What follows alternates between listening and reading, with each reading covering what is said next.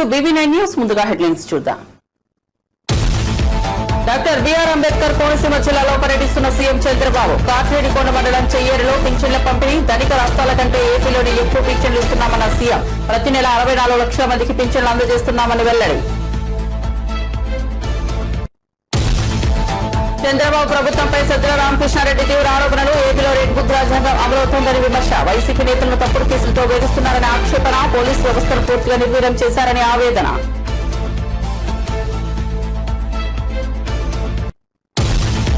Indira park వద్ద నిరసనకు BRS MLC కవిత పిలుపు. మాజీ సీఎం కేసీఆర్ కు కాళేశ్వరం కమిషన్ నోటీసులు. నిరసన తెలుపుతూ ఎమ్మెల్సీ కవిత పిలుపు. జూన్ 4న ఇందిరా పార్క్ వద్ద ధర్నాకు సన్నాహాలు. తెలంగాణ జాగృతి ఆధ్వర్యంలో ఆందోళన కార్యక్రమం. కవిత వ్యాఖ్యలపై స్పందించిన బండి సంజయ్. కవిత వ్యవహారం ఓ ఫ్యామిలీ డ్రామా అన్న బండి సంజయ్ విమర్శ. బీఆర్ఎస్ లో కల్వకుంట్ల ఆర్ట్స్ క్రియేషన్ నడుస్తోందనే ఎద్దేవా. కాంగ్రెస్ బీఆర్ఎస్ కలిసే పనిచేస్తున్నాయనే ఆరోపణ.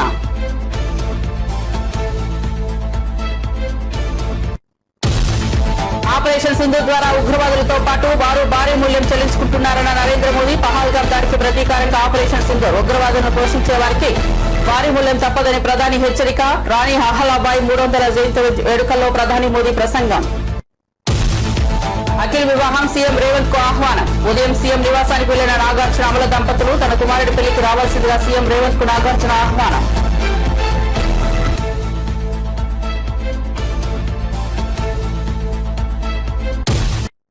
ఇక వార్త వివరాల్లోకి వెళ్తే ముఖ్యమంత్రి చంద్రబాబు డాక్టర్ బిఆర్ అంబేద్కర్ కోనసీమలో పర్యటిస్తున్నారు. బొమ్మిడివరం నియోజకవర్గం కాట్రేనికోన మండలం చెయ్యేరులో పింఛన్ల పంపిణీలో పాల్గొన్నారు. లబ్ధిదారుల ఇళ్లకు వెళ్లి పింఛన్లు అందజేశారు. అనంతరం చెయ్యేరులో ఏర్పాటు చేసిన సభలో సీఎం చంద్రబాబు మాట్లాడారు. పింఛన్లు పెంచుతామని చెప్పి ఇచ్చిన మాట నిలబెట్టుకున్నామని చంద్రబాబు అన్నారు. ఇచ్చిన హామీ ప్రకారం పింఛన్లు 3,000 నుంచి 4,000కు పెంచామని తెలిపారు. కూటమి ప్రభుత్వం అధికారంలోకి వచ్చిన ఏడాది కాలంలోనే పింఛన్ల కోసం 34,000 కోట్లు ఖర్చు చేసినట్లు చెప్పారు. పేదలకు ఎప్పటికప్పుడు పింఛన్లు పెంచిన ఘనత టీడీపీకే దక్కుతుందని ముఖ్యమంత్రి అన్నారు. 3 నెలలకు ఒకసారి ఇచ్చే పింఛన్లలో అదనంగా 9,176 మందికి ఇచ్చామన్నారు. దేశంలోని మరే ఇతర రాష్ట్రంలో ఈ స్థాయిలో పింఛన్లు ఇవ్వడం లేదని తెలిపారు.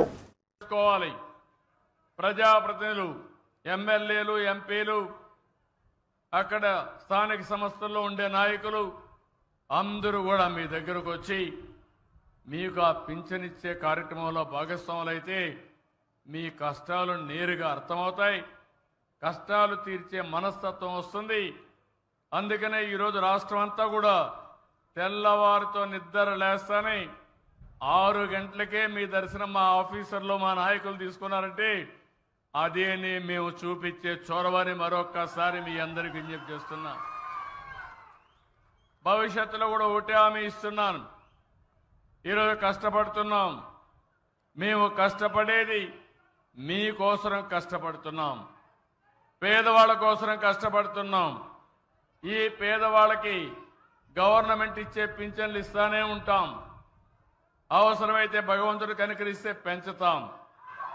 అదే సమయంలో ఇంకో పక్క చేప ఇవ్వడమే కాదు, చేపను పట్టుకునే విధానం నేర్పిస్తా. మీ అందరికీ మీ ఆదాయాన్ని పెంచుతానని మరొక్కసారి హామీ ఇస్తున్నా. ఈరోజు మీరు చూస్తే ఇంత మునుపు ఒక నెల కానీ ఎవరైనా వచ్చి తీసుకోకపోతే వాళ్ళకు పింఛన్ ఇచ్చేవాళ్ళు కాదు, ఎగ్గొట్టేవాళ్ళు. ఎక్కడుంటే అక్కడ పింఛన్ ఇవ్వడం. రెండోది, ఒక నెల తీసుకోకపోతే 2వ నెల, 3 నెలలు, ఆ మరిగా 3 నెలల వరకు పింఛన్లు ఇచ్చే కార్యక్రమానికి శ్రీకారం చుట్టాం. ఇంకో పక్క మీరు చూస్తే ఎవరైనా ఆడబిడ్డలు మీరంతా ఉన్నారు ఇక్కడ, భర్త చనిపోతే ఆటోమేటిక్గా భార్యకు పింఛనిచ్చే విధానానికి శ్రీకారం చుట్టాను. వీటన్నింటి వల్ల చాలా వరకు వెసులుబాటు వస్తూ ఉంది. 3 నెలలకు ఒకసారి ఇచ్చే పింఛన్లో అదనంగా 9,176 మందికి ఇచ్చాం. ఈ విధంగా మీరు చూస్తే దగ్గర 2 నెలల్లో ఇచ్చే వాళ్ళకి 1,12,22,975 మందికి ఇచ్చాం. అంటే ఇవన్నీ కూడా ఒక 150 కోట్లు, 200 కోట్లు ఎక్కువ అవుతుంది. 200 కోట్లు ఎక్కువైనా పర్వాలేదు. ఏ పేదవాడు ఈ రాష్ట్రంలో ఇబ్బంది పడకూడదు. ఒక నెల ఎక్కడన్నా బయట పోయినా మళ్ళీ స్వేచ్ఛగా వచ్చి 3వ నెల వరకు తీసుకునే స్వేచ్ఛను అధికారాన్ని మీకు ఇచ్చామని చెప్పి కూడా నేను మీకు తెలియజేస్తున్నా. ఈ రోజు రాష్ట్రంలో చంద్రబాబు నాయుడు నేతృత్వంలోని ప్రభుత్వం అధికారంలోకి వచ్చిన ఏడాది కాలంలోని రెడ్ బుక్ రాజ్యాంగం పేరుతో ఒక నూతన అప్రజాస్వామిక పాలన సాగిస్తోందని వైఎస్ఆర్ కాంగ్రెస్ పార్టీ ప్రధాన కార్యదర్శి సజ్జల రామకృష్ణారెడ్డి తీవ్రస్థాయిలో ధ్వజమెత్తారు. వ్యవస్థలను పూర్తిగా భ్రష్టు పట్టించి ముఖ్యంగా పోలీస్ యంత్రాంగాన్ని అదుపులో పెట్టుకుని ప్రతిపక్ష నేతలను కార్యకర్తలను తప్పుడు కేసులతో వేధిస్తున్నారని ఆయన ఆరోపించారు. శనివారం ఆయన మీడియాతో మాట్లాడుతూ చంద్రబాబు ప్రభుత్వం అధికారంలోకి వచ్చినప్పటి నుంచి రాష్ట్రంలో ప్రజాస్వామ్య విలువలకు పాతరేస్తున్నారని విమర్శించారు. మేము వస్తే రెడ్ బుక్ రాజ్యాంగం ఉంటుంది, రెడ్ బుక్ పాలన ఉంటుందని ఎన్నికలకు ముందే ప్రకటించారు. అదేదో మాటలకే పరిమితం అనుకున్నాం, కానీ ఇప్పుడు దాని పర్యవసానాలు చూస్తున్నామని సజ్జల అన్నారు. వైఎస్ఆర్సీపీ సీనియర్ నేత మాజీ మంత్రి కాకాని గోవర్ధన్ రెడ్డిపై ఇటీవల నమోదు చేసిన కేసు ఈ కోవలకే వస్తుందని ఆయన పేర్కొన్నారు. జైల్లో వేయడం అది సోషల్ మీడియాతో మొదలై నాయకులు అందరినీ తిరుక్కొని పరాకాష్ఠకి ఏదైతే భయపడుతున్నామో అది జరుగుతుంది. సామాన్య ప్రజలు కూడా దానికి పూర్తిగా ఇదే. ఒక్కసారి నీకు వ్యవస్థ దెబ్బతిన్నాక, విశృంఖలత్వం వచ్చాక, ఎవరికి జవాబుదారీతనం లేనప్పుడు ఏం జరుగుతుంది అనేది ఏడాది తర్వాత ఇప్పుడు చూస్తున్నాం. దీనికి ఇలా వీళ్లు చేయడం వల్ల ఏదో సాధిస్తారనుకుంటే అది పొరపాటు. ఒక నెల రోజులో 2 నెలల్లో నాయకులను, కార్యకర్తలను, సోషల్ మీడియా యాక్టివిస్టులను జైల్లో పెట్టచ్చు. కానీ బయటకు వచ్చేసరికి ఎలా తయారవుతున్నారంటే మరింత గట్టిగా తయారై వస్తున్నారు. వైఎస్ఆర్సీపీ మరింత బలపడుతోంది. భయము, బాధ ఏదంటే ఈ విశృంఖలత్వం పెరిగిన తర్వాత రాష్ట్రంలో ఓ సిస్టమ్స్ అలవాటు పడిన వ్యవస్థ, పోలీసు వ్యవస్థ, అది గాడి తప్పితే ఎట్లుంటుందనే ఫలితాలు మనం బీహార్లోనో ఆటవిక రాజ్యాల్లోనూ చూస్తాము. నిరంకుశత్వం ఉన్నప్పుడు ఎమర్జెన్సీ టైంలో చూసాం. ఇప్పుడు మళ్ళీ అది రుచి చూపిస్తున్నారు. మళ్ళీ వెనక్కు తెచ్చుకోవడం కష్టం. చంద్రబాబు నాయుడు గారికి అది తెలిసినట్లేదు. రెండవది, నువ్వు నాటిన విత్తనం ఈరోజు ఏదైతే రేపు దాని ఫలాలు ఎట్లుంటాయనేది కూడా ఆయన ఊహించట్లేదు. భయంకరంగా ఉంటాయి. ఇంత సింపుల్ అనుకోరా. కేసులు పెట్టచ్చు ఎవడి మీదైనా, ఇద్దరు కలిసినా లేదా ఒకరిద్దరు ఫోన్లో మాట్లాడుకున్నా దాన్ని బేస్ చేసుకుని ఒకటి పట్టుకొచ్చి కాళ్ళు ఎరగొట్టి కన్ఫెషన్ రాయించుకుంటే వరుస పెట్టి 10 మందిని జైల్లో తోయొచ్చు, హెరాస్ చేయొచ్చు. ఏదంటే అది స్థానిక సంస్థల ఎన్నికల్లో చూసాం, ఈ మధ్య జరిగిన ఉప ఎన్నికల్లో, నిన్నటికి నిన్న తెనాలిలో చూసాం. కేసు ఏదైనా తప్పులు చేస్తే కేసు పెట్టచ్చు, తప్పులేదు. రోడ్డు మీద కూర్చోబెట్టి సినిమాల్లో కదా మనం చూసి భయం వేస్తుంటది, ఒళ్ళు గగురు పోస్తుంది. టాకీ డ్రెస్ వేసుకుని బూట్కాలు కళ్ళ మీద పెట్టి లాఠీలతో బాదుతున్నారంటే మళ్ళీ లాఠీ మార్చి లాఠీ. అసలు ఎక్కడున్నాం మనం? ఇదంతా దేని ఫలితం అంటే ఏడాది క్రితం వచ్చిన వీళ్ళ రెడ్ బుక్ పాలన ఫలితం. నిన్న చూశాను, అసలు ఎక్కడున్నామో కూడా అర్థం కాలే. ఈ జిల్లాలో కావలిలో ఎక్కడో ఏదో స్టేజ్ మీద మొత్తం బట్టలు లేకుండా డాన్స్ చేస్తున్నారు. అసలు దానికి ఎక్కడ ఇంతవరకు ఎప్పుడు ఇట్లా జరగల. ఎక్కడన్నా కొండల్లోనో ప్రైవేట్ గెస్ట్ హౌస్లోనో ఎక్కడైనా జరిగితే ఏమని అనుకోవచ్చు. ఎవరు కాళేశ్వరం ప్రాజెక్టుకు సంబంధించి బీఆర్ఎస్ అధినేత మాజీ ముఖ్యమంత్రి కేసీఆర్ కు జ్యుడిషియల్ కమిషన్ నోటీసులు జారీ చేయడంపై ఆ పార్టీ ఎమ్మెల్సీ కల్వకుంట్ల కవిత తీవ్రంగా స్పందించారు. కమిషన్ చర్యను ఖండిస్తూ ఆమె నిరసన కార్యక్రమానికి పిలుపునిచ్చారు. తెలంగాణ జాగృతి అధ్యక్షురాలు కూడా ఆయన. కవిత జూన్ 4వ తేదీన హైదరాబాద్ నగరంలోని ఇందిరా పార్క్ వద్ద నిరసన చేపట్టనున్నట్లు వెల్లడించారు. కేసీఆర్ కు కమిషన్ నోటీసులు ఇవ్వడాన్ని వ్యతిరేకిస్తూ తెలంగాణ జాగృతి ఆధ్వర్యంలో ఈ ధర్నా కార్యక్రమం జరుగుతుందని ఆమె తెలిపారు. క్రిస్టియన్ విభాగాన్ని, మైనారిటీ సిక్ విభాగాన్ని కూడా ప్రారంభించి మైనారిటీ సమస్యలపైన పెద్ద ఎత్తున పోరాటం చేస్తామని కూడా ఈ సందర్భంగా తెలియజేస్తా ఉన్నాం. అట్లానే మన బంజారాల కోసం, ఆదివాసీల కోసం ఎస్టీ విభాగాన్ని ఏర్పాటు చేసుకుంటున్నాం. మేము గత 13 ఏళ్ల కింద తెలంగాణ జాగృతి నుంచి ఉద్యమించి పోరాటం చేస్తేనే ఇవాళ అసెంబ్లీలో అంబేద్కర్ బొమ్మ అక్కడ నిలబడి ఉన్నది. తెలంగాణ జాగృతికి దళిత బిడ్డలకు చాలా అవినాభావ సంబంధం ఉన్నది. అందుకే సపరేట్గా ఒక ఎస్సీ విభాగాన్ని కూడా ఏర్పాటు చేసి దళితులకు ఉండేటటువంటి సమస్యల మీద పోరాటం చేస్తామని ఈ సందర్భంగా నిర్ణయం తీసుకుంటా ఉన్నాం. అదేవిధంగా మరి అనేకమైన అంశాలు మేము పనిచేస్తూ వచ్చినాం, ఇక ముందు కూడా పనిచేస్తాం. మేము పనిచేస్తుంటే ఓర్వలేనటువంటి కొంతమంది మరి చాలా మాటలు మాట్లాడుతూ ఉన్నారు. వారందరి ఆశల్ని అడియాశలు చేస్తూ నేను ఇవాళ ఒక ప్రకటన చేస్తూ ఉన్నాను. కేసీఆర్ గారికి 2 కళ్ళలాగా ఒక కన్ను బీఆర్ఎస్ అయితే ఇంకో కన్ను జాగృతి అయి నిలబడుతుందని చెప్పి ఈ సందర్భంగా మేము తెలియజేస్తూ ఉన్నాం. కేసీఆర్ గారి మీద కేసీఆర్ గారి మీద ఈగ వాలితే కూడా ఊరుకోము. రేవంత్ రెడ్డి గారు ఆనాడే మీరు గన్ను పట్టుకొని ఉద్యమకారుల మీదకి పోతే మిమ్మల్ని చుక్కలు చూపించినాం. భయపడి తెలంగాణలో తిరగలేక మీరు గన్ను పట్టుకొని ఆనాడు తిరిగిండ్రు. ఇదే బీజేపీ నాయకులు తెలంగాణ రాష్ట్ర సాధనలో వెనుక ఉంటే ఆనాడు ఎండల లక్ష్మీనారాయణ లాంటి వాళ్ళు ఒకరో ఇద్దరో ముందుకొచ్చి రాజీనామా చేస్తే ఇదే తెలంగాణ జాగృతి గల్లీ గల్లీ తిరిగి నిజామాబాద్లో తెలంగాణ వాదాన్ని నిలబెట్టుకున్న విషయాన్ని కూడా గుర్తు చేస్తున్నాం. ఇవాళ అంశాలన్నీ మర్చి బీజేపీ వాళ్ళు తెలంగాణ కోసం ఒక్క మాట కూడా మాట్లాడకుండా 8 మంది ఎంపీలను గెలిపించిన నీళ్లు మనవి తరలించకపోతుంటే మాట్లాడకుండా ₹1 నిధులు కూడా కేంద్ర బడ్జెట్ నుంచి మాకు ఇవ్వకుండా మీరు చేస్తూ ఉన్నారు. ఖచ్చితంగా బీజేపీ వాళ్ళు ఒకవేళ బీసీ బిల్లు మీద మీరు ముందడుగేయకపోయినా గోదావరి జలాలలో మన వాటాను కాపాడకపోయినా మళ్ళీ తెలంగాణ జాగృతి పవర్ ఏందో ఖచ్చితంగా చూపిస్తాం అని చెప్పి ఈ సందర్భంగా తెలియజేస్తూ మరి ఇన్ని రోజులు అనేకమైన అంశాల మీద పోరాటం చేసినటువంటి జాగృతి సంస్థ ఇంకా పెద్ద ఎత్తున విస్తరించుకొని తెలంగాణ ప్రజల దీవెనలతోని ముందుకు వెళ్తామని ఈ సందర్భంగా తెలియజేస్తూ మరి మేము కొత్త ఆఫీస్ ఇక్కడ ఏర్పాటు చేసుకున్న సందర్భంగా తెలంగాణ తల్లులందరి దీవెన కూడా మాకు ఉండాలని చెప్పి బీఆర్ఎస్ ఎమ్మెల్సీ కల్వకుంట్ల కవిత చుట్టూ జరుగుతున్న పరిణామాలు కేవలం కుటుంబ నాటకం అని కేంద్ర సహాయ మంత్రి బండి సంజయ్ విమర్శించారు. తెలంగాణలో కల్వకుంట్ల ఆర్ట్స్ క్రియేషన్ పేరుతో ఒక నాటకం నడుస్తోందని ఎద్దేవా చేశారు.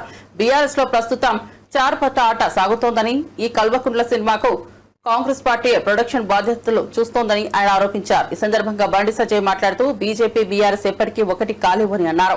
కవిత అరెస్ట్ కాకుండా ఉండేందుకు తమ పార్టీతో కలిసేందుకు బీఆర్ఎస్ నేతలు ప్రయత్నాలు చేశారు. అయితే అవినీతికి పాల్పడిన ఆ పార్టీతో తమ పార్టీ ఎట్టి పరిస్థితుల్లోనూ కలవదని స్పష్టం చేశారు. కాంగ్రెస్ బీఆర్ఎస్ పార్టీలు మాత్రమే గతంలోనూ ఇప్పుడు కూడా కలిసి పనిచేశాయని ఆయన పునరుద్ఘాటించారు. ఇప్పుడు కాంగ్రెస్ పార్టీ అంత పొలిటికల్ డ్రామా అంతా కాంగ్రెస్ పార్టీదే. ఆ కవితక్క విషయం కూడా కాంగ్రెస్ పార్టీదే. కల్వకుంట్ల ఆర్ట్స్ క్రియేషన్స్ ఆధ్వర్యంలో సినిమా నడుస్తుంది తెలంగాణ రాష్ట్రంలో. తీన్ పత్తా చూసారు చాలా మంది, తీన్ పత్తా పత్తల ఇప్పుడు చార్ పత్తా ఆట నడుస్తుంది తెలంగాణ రాష్ట్రంలో. కల్వకుంట్ల ఆర్ట్స్ క్రియేషన్ ఆధ్వర్యంలో చార్ పత్తా ఆట నడుస్తుంది. హరీష్ రావు గారు, కవిత గారు, కేటీఆర్ గారు, సంతోష్ రావు గారు చార్ పత్తా ఆట నడుస్తున్నది. దీనిలో కేసీఆర్ గారు జోకర్ ప్లేస్ లో పెట్టారు. దీంతో ఇప్పుడు ఈ చర్చతోని, ఈ కవితక చర్చనో దీంతో తెలంగాణ రాష్ట్ర లాభం జరుగుతుందని చెప్పండి. ఇదో సమస్య అనేది తెలంగాణ రాష్ట్ర ప్రజలు తెలంగాణ రాష్ట్రంలో మీడియాలో డిబేట్ పెట్టి చర్చించే సమస్య అనేది చెప్పండి. ఇంకా 6 గ్యారెంటీల గురించి చర్చ జరగాలని లెటర్లు చిట్ చాట్ల పేరుతోని ఇదేం పద్ధతి? వాళ్ళ బీఆర్ఎస్ పార్టీని మీరు గతంలో మీరు అబ్జర్వ్ చేయండి. బీఆర్ఎస్ పార్టీకి సంబంధించిన శాసనసభ్యులు చాలా మంది బీజేపీకి టచ్ లోకి వచ్చినప్పుడు బీఆర్ఎస్ పార్టీ ప్రభుత్వ ఆధ్వర్యంలో కేసీఆర్ గారు చేస్తుంటే టక్కని మీటింగ్ పెట్టి ఏమన్నా బీజేపీతో కలుస్తున్నామే నాకు కేంద్ర మంత్రి ఇస్తున్నా చెప్పుకున్నా లేదా? ఒక గదే జిమ్మికులు ఇవన్నీ కూడా. బీఆర్ఎస్ బీజేపీ కలవడం అనేది అసలు బీఆర్ఎస్ మేము పట్టించుకుంటామన్నా? అది ఫామ్ హౌస్ పార్టీ, కుటుంబ పార్టీ, అవినీతి పార్టీ. కవితక్కను అరెస్ట్ చేయకుండా ఉండాలన్న ఉద్దేశంతో బీఆర్ఎస్ బీజేపీతో కలవడానికి ప్రయత్నం చేసింది. కానీ మేము దరిదాపులో రానియాలి, మేము వాళ్ళని దరిదాపులో రానియాలి బీఆర్ఎస్ పార్టీని. ఈ అవినీతి పార్టీకి అవినీతి వ్యతిరేకం, మేము అవినీతి మచ్చలే కూడా దేశాన్ని పాలిస్తున్నాం. 15 రాష్ట్రాలు 16 రాష్ట్రాలు అవినీతి మచ్చలేని ప్రభుత్వాలను కొనసాగిస్తున్నాం. మేము దాని వ్యతిరేకం, మేము కుటుంబ పాలనకు వ్యతిరేకం. మేము ఈ దేశంలో కాంగ్రెస్ పార్టీ కుటుంబ పాలన వ్యతిరేకంగా ఫైట్ చేస్తున్నాం.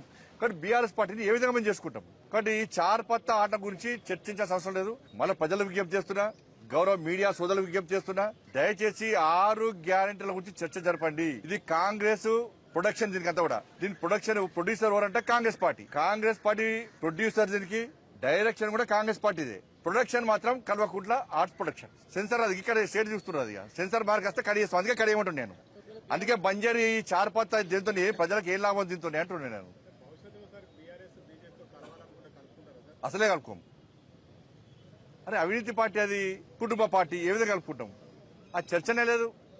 మీరు ఒకటే ఆలోచించండి, మేము కలుపుకుంటే ఎప్పుడో కలుపుకుంటాం. కాంగ్రెస్ పార్టీ బీఆర్ఎస్ కలిసి పనిచేసినాయి. కాంగ్రెస్ బీఆర్ఎస్ కలిసి పనిచేసినాయి. ఎన్నికల్లో పోటీ చేసిర్రు, అధికారం కూడా పంచుకున్నారు. మేము ఎప్పుడన్నా పంచుకున్నామా? బీఆర్ఎస్ ను దగ్గరీసే ప్రసక్తి లేదు. మళ్ళీ చెప్తున్నా, అవినీతి కుటుంబ పార్టీలకు ఎప్పుడు మేము దూరం. పహల్గామ్ లో ఉగ్రవాదులు జరిపిన దాడికి ప్రతీకారంగా చేపట్టిన ఆపరేషన్ సింధూర్లో భారత నారీ శక్తి కీలక పాత్ర పోషించిందని, చర్య ద్వారా ఉగ్రవాదులు తమని వినాశనాన్ని తామే కొని తెచ్చుకున్నారని ప్రధానమంత్రి నరేంద్ర మోదీ అన్నారు. ఈ ఆపరేషన్ లో పలువురు మహిళా అధికారులు పాల్గొని ఉగ్రవాదుల ఆచూకీని గల్లంతు చేశారని ఆయన ప్రశంసించారు. రాణి అహల్యాబాయి హెల్కర్ 300వ జయంతి సందర్భంగా భోపాల్లో నిర్వహించిన మహిళా సశక్తీకరణ్ మహా సమ్మేళనంలో ప్రధాని పాల్గొన్నారు. ఈ సందర్భంగా ఆయన మాట్లాడుతూ ఆపరేషన్ సింధు ద్వారా ఉగ్రవాదులే కాకుండా వారిని పోషించే వారు కూడా భారీ మూల్యం చెల్లించుకోవాల్సి వస్తుందని భారత్ ప్రపంచానికి స్పష్టం చేసిందని ప్రధాని పేర్కొన్నారు.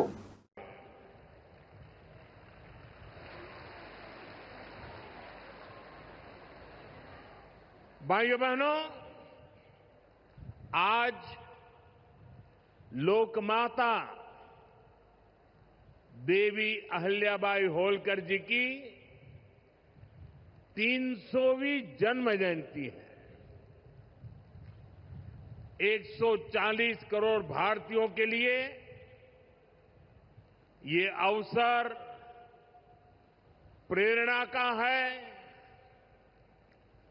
राष्ट्र निर्माण के लिए हो रहे भगीरथ प्रयासों में अपना योगदान देने का है. देवी अहिल्याबाई कहती थी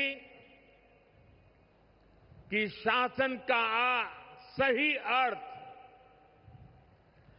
जनता की सेवा करना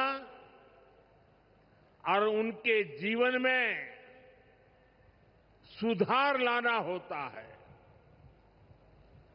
आज का कार्यक्रम उनकी इस सोच को आगे बढ़ाता है. आज इंदौर मेट्रो की शुरुआत हुई है. दतिया और सतना भी अब हवाई सेवा से जुड़ गए हैं. ये सभी प्रोजेक्ट मध्य प्रदेश में सुविधाएं बढ़ाएंगे, विकास को गति देंगे और रोजगार के अनेक नए अवसर बनाएंगे. मैं आज इस पवित्र दिवस पर विकास के इन सारे कामों के लिए आप सबको, पूरे मध्य प्रदेश को बहुत बहुत बधाई देता हूं. साथियों, लोक माता देवी अहिल्याबाई होलकर, ये नाम सुनते ही मन में श्रद्धा का भाव उमड़ पड़ता है. అక్కినేని ఇంట మరోసారి పెళ్లి బాజాలు మోగనున్నాయి. గతేడాది నాగార్జున పెద్ద కుమారుడు నాగార్జున శోభిత వివాహ బంధంలోకి అడుగుపెట్టిన విషయం తెలిసిందే. ఇప్పుడు ఆయన చిన్న కొడుకు అఖిల్ కూడా పెళ్లి చేసుకోబోతున్నారు. ప్రముఖ బిజినెస్ మ్యాన్ జుల్ఫీ లౌడీ కుమార్తె జైనబ్ తో గతేడాది నవంబర్ 26న అఖిల్ నిశ్చితార్థం జరిగింది. జూన్ 6న అఖిల్ జైనబ్ పెళ్లి చేసుకోబోతున్నట్లు సమాచారం. దీంతో తన కుమారుడి వివాహానికి రావాల్సిందిగా సీఎం రేవంత్ రెడ్డిని నాగార్జున ఆహ్వానించారు. భార్య అమల వెంకులతో కలిసి జూబ్లీహిల్స్ లోని ముఖ్యమంత్రి నివాసంలో నాగార్జున ఆయన్ను కలిశారు. సినీ పరిశ్రమలో తాజాగా నెలకొన్న పరిణామాలపై సీనియర్ నటుడు నిర్మాత ఆర్ నారాయణమూర్తి మీడియా సమావేశం నిర్వహించారు. పర్సెంటేజీల విషయంలో ఈ మధ్య వివాదం నెలకొంది. హరహర వీరమల్లు కోసమే జూన్ 1 నుంచి థియేటర్లు బంద్ చేస్తున్నారనేది అబద్ధం. పర్సెంటేజీ ఖరారైతే నాలాంటి నిర్మాతలకు ఎంతో మేలు చేకూరుతుందని ఆయన అన్నారు. రకరకాలు మారుతున్నప్పుడు ఈ తప్పకుండా తేలుతాం. ముందు ప్రెసెంట్ సిస్టమ్ పెట్టాలి, రెండు సిస్టమ్ ఉండకూడదు, ఈ సిస్టమ్ ఎత్తేయాలి అనే దాని ముందు వీళ్ళు తీసుకురండి అని మేము విజ్ఞప్తి చేస్తే మా గురువు దాసనాడు దాన్ని యాక్సెప్ట్ చేశారు, ముందు తీసుకుని వెళ్ళారు. కానీ ఫలప్రదం కాల, ఇంప్లిమెంట్ కాల. ల్యాక్ ఆఫ్ ఇండస్ట్రీ పెద్ద చిరంజీవి గారికి వెళ్ళాం, ఇది ఇష్యూ మీద రైట్ చేశాం, విజ్ఞప్తి చేశాం. టికెట్స్ వేసి పెంచుద్దని చెప్పడం కానీ ఈ ఇష్యూలో కానీ ఆయన కృషి చేశాడు, మరీ ఫలప్రదం కాల. So this is a very big issue. Since 25 years this percentage system is going on, the issue is going on, not clearing. అది కావాలి. అలాంటిది ఇవాళ పర్సెంటేజ్ సిస్టమ్ కొలుపుకొచ్చే దశలో హరిహరి వీరమ్మలకి దీనికి ఒక లింకప్ పెట్టి ఏం సంబంధం అండి? ఏమీ సంబంధం లేదు. ఈ రకంగా దాన్ని చేస్తారని చెప్పి ఈ పర్సెంటేజ్ సిస్టమ్ అనే ఇష్యూని పక్క తోసేసేసి హరిహరి వీరమ్మను ఫోకస్ చేయడం అంటే ఎంత దూరం ఉండేది? అది కరెక్ట్ కాదండి. అందుకని నేను మనస్ఫూర్తిగా ఇది ఫీల్ అయ్యే నేను చెప్పడం కోసమే నేను విజ్ఞప్తి చెప్తూ పవన్ కళ్యాణ్ గారిని విజ్ఞప్తి చేస్తున్నా, నేను చంద్రబాబు నాయుడు గారిని విజ్ఞప్తి చేస్తున్నా, దుర్గేష్ గారు విజ్ఞప్తి చేస్తున్నా. పవన్ కళ్యాణ్ గారు మాట చెప్పారు, ఇండస్ట్రీ వారు వచ్చి గవర్నమెంట్ ఏర్పడ్డ వెంటనే వచ్చి పలకరించవచ్చు కదా, మర్యాద పూర్వకంగా కలవచ్చు కదా అన్నారు. సభాష్, కలవాలి రాజులు, మీరు కలుస్తాం, కనుక విజ్ఞప్తి చేస్తున్నాం. పూర్వకాలంలో రాజుల దగ్గరికి ఏదైనా ప్రజలకు సమస్య వచ్చినప్పుడు ధర్మగంట కొడితే లోపలికి వెళ్ళేవారు. దాని బిఫోరే రాజులే ప్రజల దగ్గరికి వెళ్ళేవాడు, రక్తబండ పెట్టేవారు. ఈ ప్రజలకు ఏ సమస్యలు రండి చెప్పండి అని అడిగేవాడైనా అక్కడక్కడిగా తీర్పులు చెప్పేవాడు, సాల్వ్ చేసేవారు, ప్రజలకు మేలు చేసేవాడైనా. ఇదిగో మా ఊరికి చెరువు కావాలి, మా ఊరికి విద్య కావాలి, మా ఊరికి వైద్యం కావాలి, లైక్ దిస్. అలాగా మీ మినిస్టర్లు కూడా అయిన వెంటనే ఇండస్ట్రీని పిలిచి రండి మీకేం సమస్యలు ఉన్నాయి, నేనేం చేయాలి, మేమేం చేయాలి అని చెప్తే మేము కూడా ఎంత ఆనందపడేవాళ్ళం అండి. మేము మీ బిడ్డలు అండి, చిల్డ్రన్ ఆఫ్ ది స్టేట్. మేము మీకు ఓట్లు వేసిన వాళ్ళమి, మిమ్మల్ని లెక్కించిన వాళ్ళమి, మీ బిడ్డలు మేము.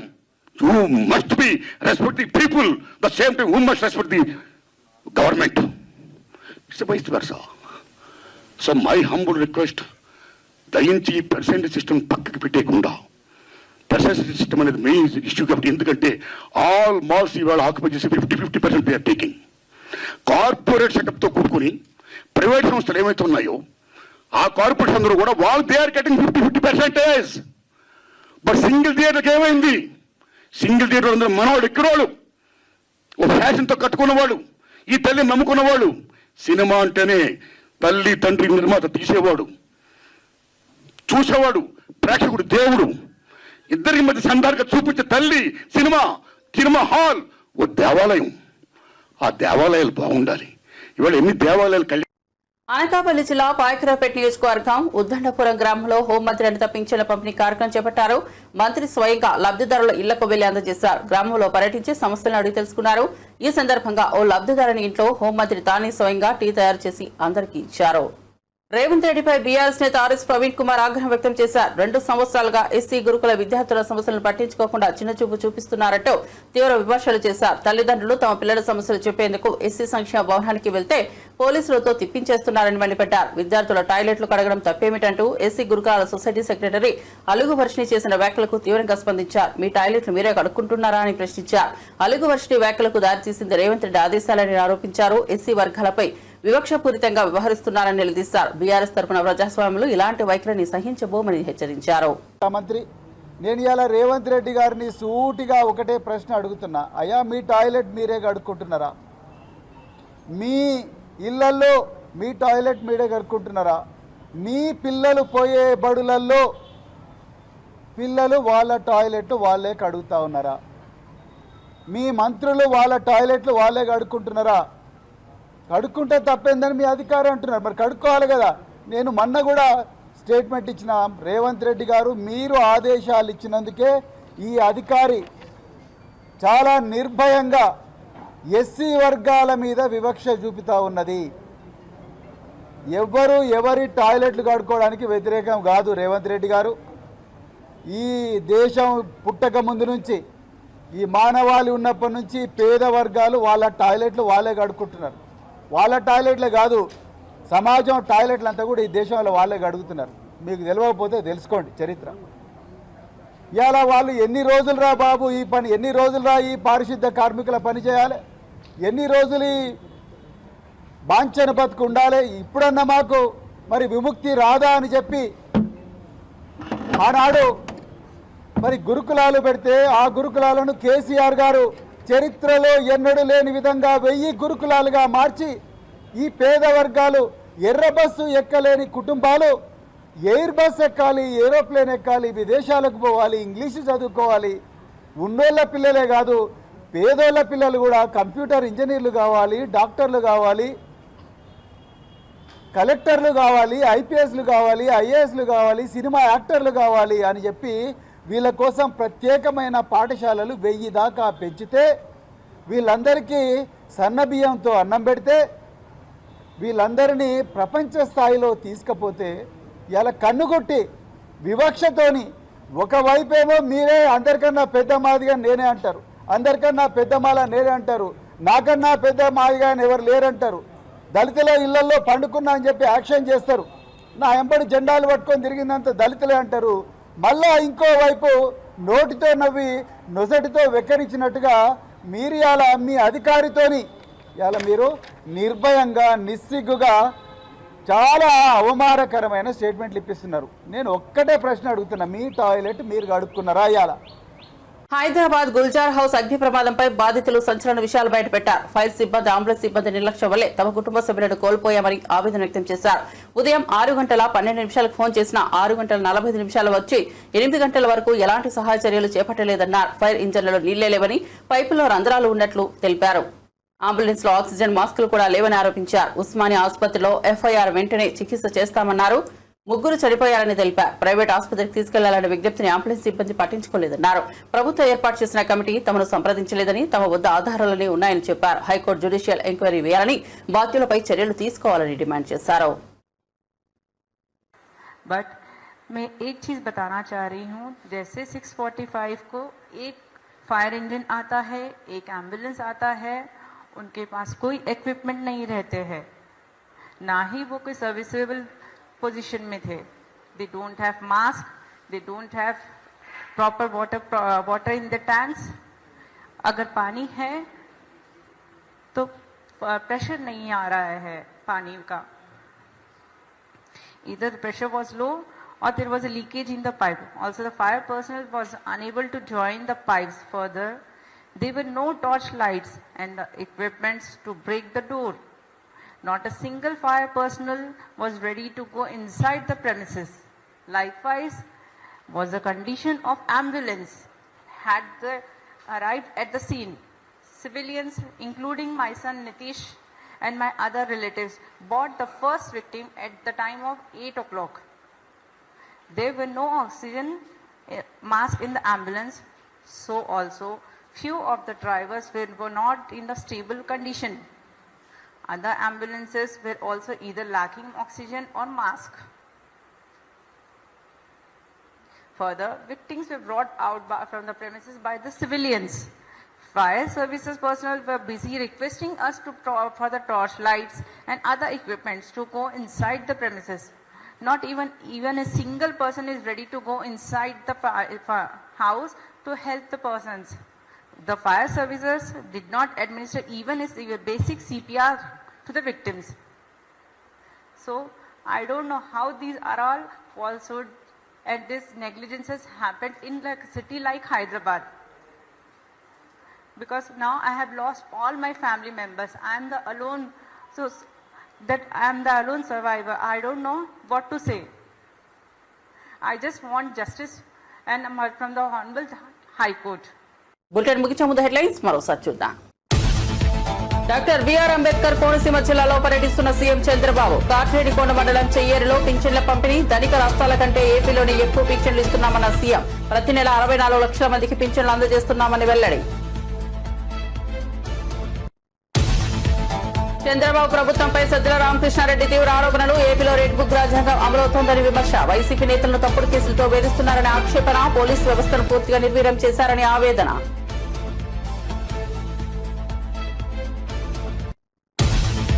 ఇందిరా పార్క్ వద్ద నిరసనకు బీఆర్ఎస్ ఎమ్మెల్సీ కవిత పిలుపు. మాజీ సీఎం కేసీఆర్ కు కాళేశ్వరం కమిషన్ నోటీసులు. నిరసన తెలుపుతూ ఎమ్మెల్సీ కవిత పిలుపు. జూన్ 4న ఇందిరా పార్క్ వద్ద ధర్నాకు సన్నాహాలు. తెలంగాణ జాగృతి ఆధ్వర్యంలో ఆందోళన కార్యక్రమం.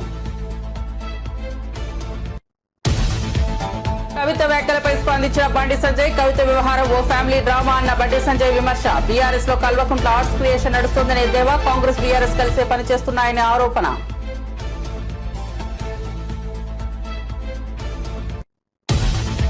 ఆపరేషన్ సింధు ద్వారా ఉగ్రవాదులతో పాటు వారు భారీ మూల్యం చెల్లించుకుంటున్నారన్న నరేంద్ర మోదీ. పహల్గామ్ దాడికి ప్రతీకారంగా ఆపరేషన్ సింధు. ఉగ్రవాదులను పోషించే వారికి భారీ మూల్యం తప్పదని ప్రధాని హెచ్చరిక. రాణి అహలాబాయి 300వ జయంతి వేడుకల్లో ప్రధాని మోదీ ప్రసంగం.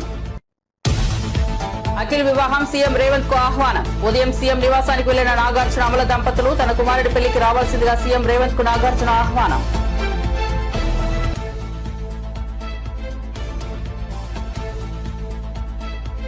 ఇవి బులెటిన్ విశేషాలు. చూస్తూనే ఉండండి BV9 న్యూస్.